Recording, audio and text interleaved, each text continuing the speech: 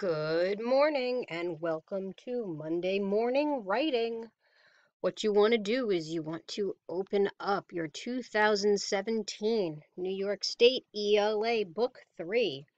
When you open it up, the first story is Excerpt from Wolf Stalker. You're going to skip this story and continue to scroll down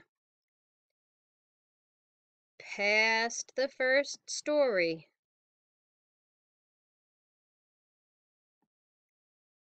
Past question 35 and 36,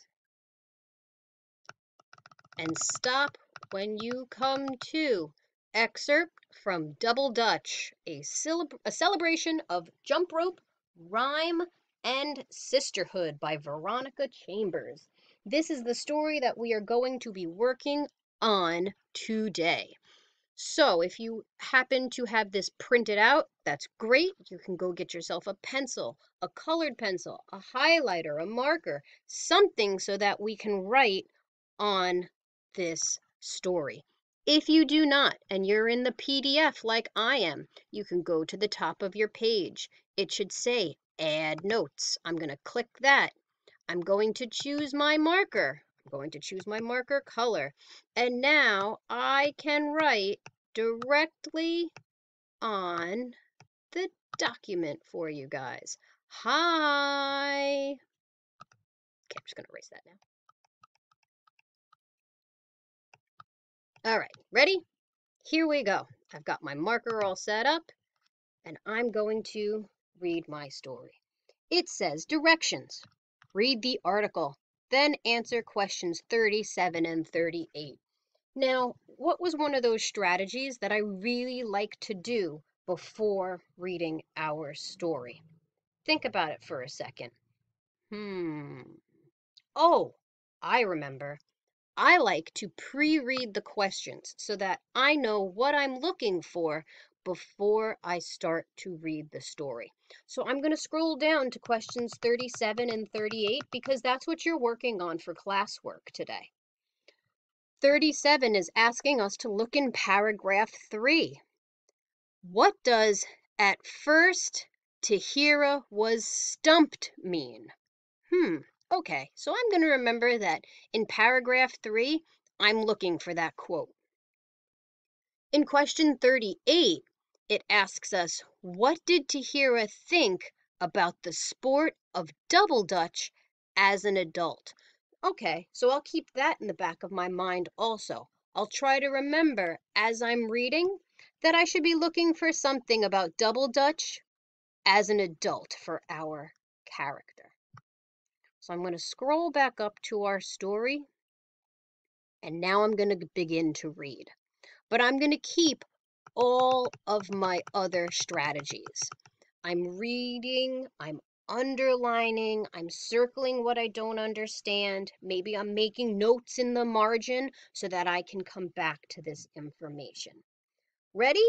Follow along with me as I read Excerpt from Double Dutch, a celebration of jump rope, rhyme, and sisterhood by Veronica Chambers. Tahara Reed was an 8-year-old girl living in the Bronx, a borough of New York City, when she came up with her first invention. There was a poster contest for kids in the 3rd grade, and the theme was, "What would you like to see in the future?" Good to know. So, she was creating a poster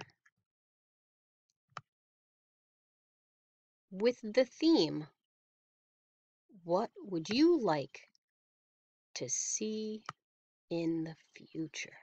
Okay.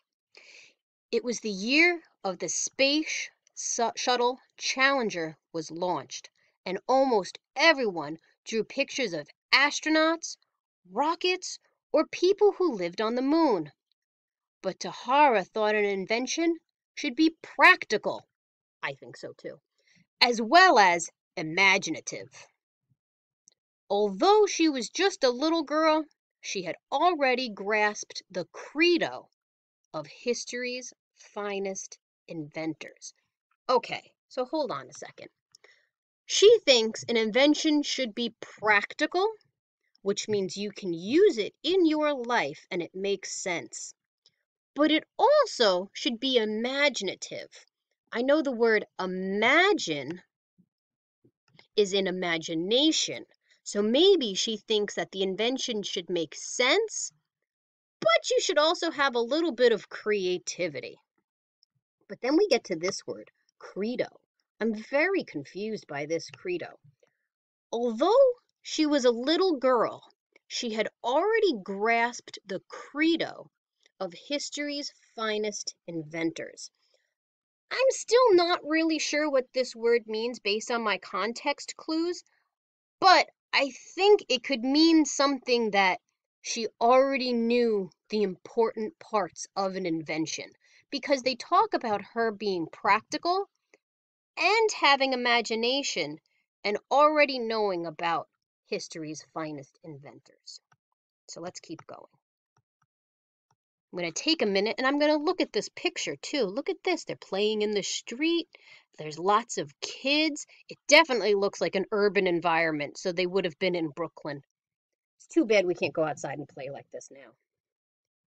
As a third grader, Tahara's biggest problem was that she didn't have anyone to turn double dutch for her when she came home from school. Okay, so these kids are playing double dutch. See the one rope here, the one rope here? Anybody ever played double dutch before? It's like jump rope, but you're jumping over two separate ropes. And Tahara's problem is that she didn't have anyone to turn the double dutch when she came home from school. How many of you have to play by yourselves and you wished there was just one other person so that you can do something that requires two?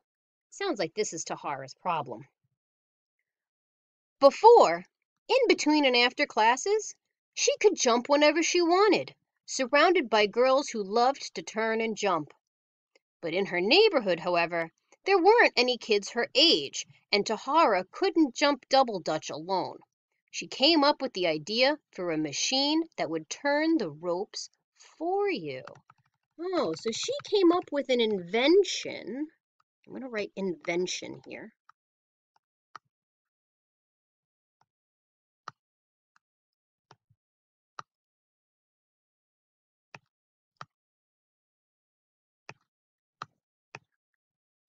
This is harder than it looks. This is not like writing on the smartboard, I'll tell you. Invention. Okay, so we know that paragraph 2 is all about this invention, that she wants to play double dutch when she's at home, but she doesn't have any kids her age that can help her. So she comes up with this idea for a machine that's going to turn the ropes for her. Okay. You just push a button and voila! 2 ropes would spin like egg beaters before you. Tahara's poster won first place in the contest. She was too little to figure out how to make the machine, though, and just had to jump when she was at school. So she came up with this great idea. You push this button, and all of a sudden, you had this spinning egg beater-like thing that would move the ropes back and forth. The problem is she just doesn't know how to make the actual invention. Paragraph 3. I don't remember what my question was, but I remember something important about paragraph 3, so I'm going to pay really close attention here. 10 years later, Tahara was a student at Rensselaer Polytechnic Institute in Troy, New York. Troy's going to sound familiar to you because when we're reading about the colonists and social studies, we've been learning about things up near Troy.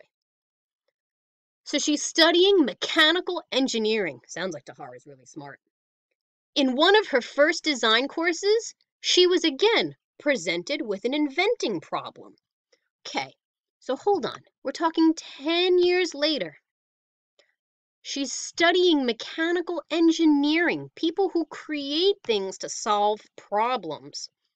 And here she is again, presented with an inventing problem. Her professor asked her to draw up plans for a machine that challenged the limits of sports. Oh man, this sounds right up Tahara's alley. Little did this professor know that she had come up with plans for a machine that would challenge the limits of sports when she was already a child. At first, Tahara was stumped. She was stumped, ? She didn't know what to do. She was stumped.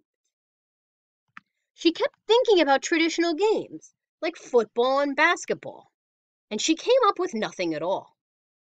Then she remembered her third grade poster project. What she knew about football, she could squeeze on the head of a pin. That means she didn't know much about football. But what she knew about double dutch could fill an entire book. I'm sure lots of you have things that you know a lot about that maybe you could teach me about. With a team of fellow students, Tahara invented the automatic double dutch machine, a real-life embodiment of her third grade dream. Okay, this is important. So with other students, she invented the automatic double dutch machine.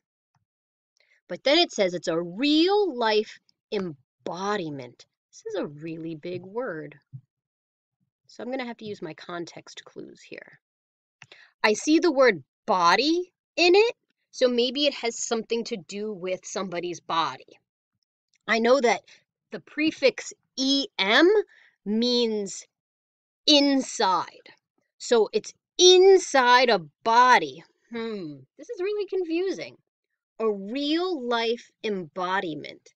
So she's not putting the double dutch machine in somebody's body. That can't be right. Embodiment must mean that she's able to create this thing. She's able to bring to life her third grade dream. Ooh, that was a tough one. Oh, wait, and look, after all that hard work, look at this. Here in our beautiful box is the word embodiment. It's okay to struggle with a word and then realize, oh, good. Here's the information I need right here. It's still important to practice. Something that's a perfect example of an idea. And that was kind of what we thought of, bringing something to real life. Good job, guys. With this device, ropes are connected to two wheels on opposing metal posts. After an engine is turned on, the ropes spin into action. Although it took more than a year to get the machine to actually work, Tahar got an A in the course.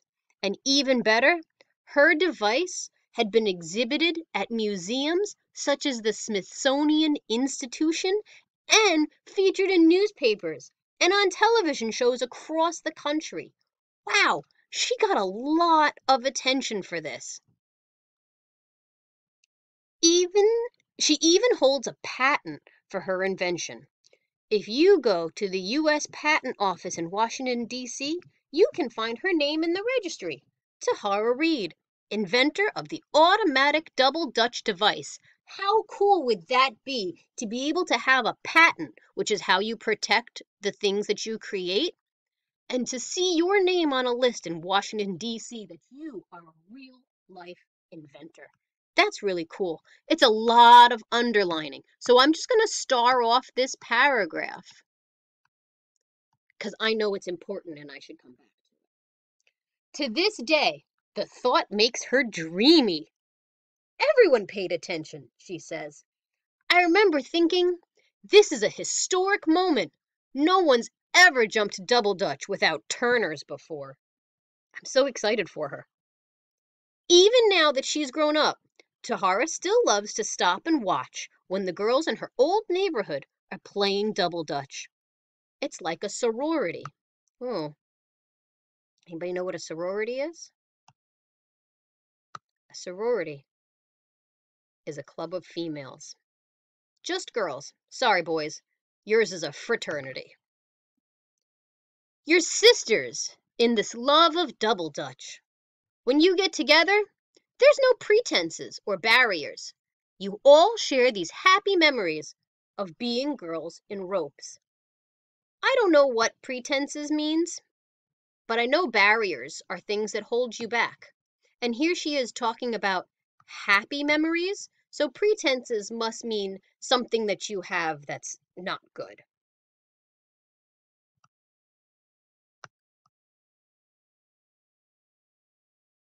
Here we go. Question 37. In paragraph 3 of Excerpt from Double Dutch, a celebration of jump rope, rhyme, and sisterhood, what does "at first Tahara was stumped" mean? Use 2 details from the article to support your response. Okay, so when we work on short answers, we're working on wrap. Restate. Answer the question. And don't forget to prove it once, prove it twice. There's no need to sum it up in a short answer question. We're only going to sum it up when we get to our essay. So remember, for 37 and 38, you're going to restate. You're going to answer the question, and you're going to make sure that you're using 2 details. Use 2 details. If you have a printer and you can print this page out, then you can write your answers directly onto this paper.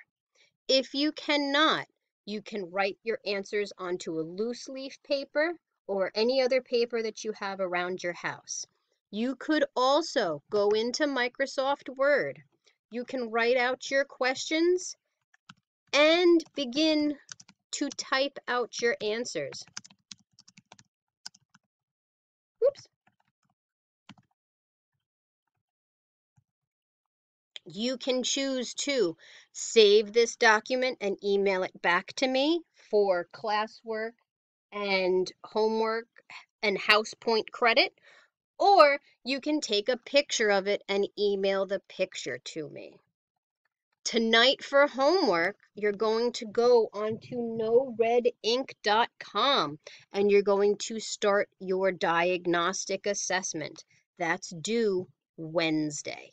If you have any questions, you always know how to reach me and email me. I will see you tonight on Zoom at 6 o'clock. You're going to bring with you the answers to question 37 and 38 so we can discuss them. Bye, guys. See you later.